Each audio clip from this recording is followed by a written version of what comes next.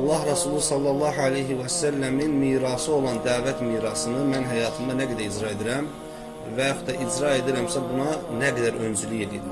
Çünki bilirik ki, dəyərli qardaşlarım, Allah Azze ve Celle bizi diğer ümmətlərdən ayırma səbəbi, insanların içərisindən ən xeyirli ümmət olaraq çıxarma səbəbi də elə dəvət və təbliğ.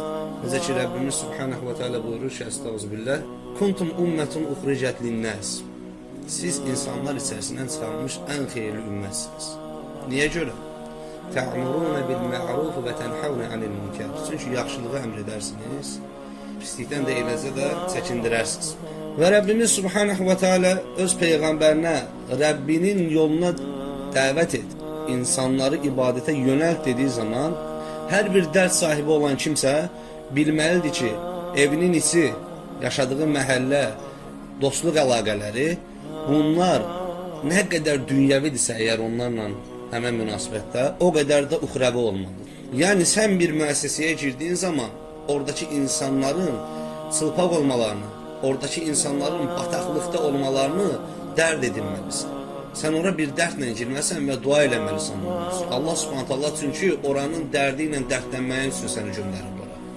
Sən o günah bataqlığına saplanmış insanları daha da itələsən, artıq sən insanlar içərisindən çıxarılmış ən xeyirli ümmətin sakini deyirsən, nəfəri deyirsən. Çünki Allah Subhanahu taala vurğuluyur ki, tə'muruna bil ma'ruf və tənhavna anil munkar. Çünki yaxşılığı əmr edir və həmçinin pislikdən çəkindirərlər.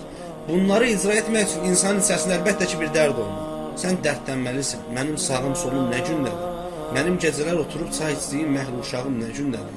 Mənim ticarət bağlantısı ilə bir-birimizə yaxınlaşdığımız və həmçinin səfərdə bulunduğumuz insan nə gündədir? Səhabə radiyallahu anhumdan birisi 2 ay öz ticarət yoldaşı ilə səfərdə olur və qayıtdığı zaman ağlayır namazdan sonra. Zövcəsi ona deyir ki, niyə ağlayırsan? Deyir, çünki deyir, dostum mənlə səfərə çıxdı və çıxdığı vəziyyətdə də geri döndü. Mən onun halına heç cürə təsir edə bilmədim. Bu itkini o başa düşdü də, sahabə başa düşdü. Çünki sahabə Allah Resulü sallallahu aleyhi və səlləmə emmiş olan bu ayəti özünə nisbət edirdi. Rəbbinin yoluna dəvət et.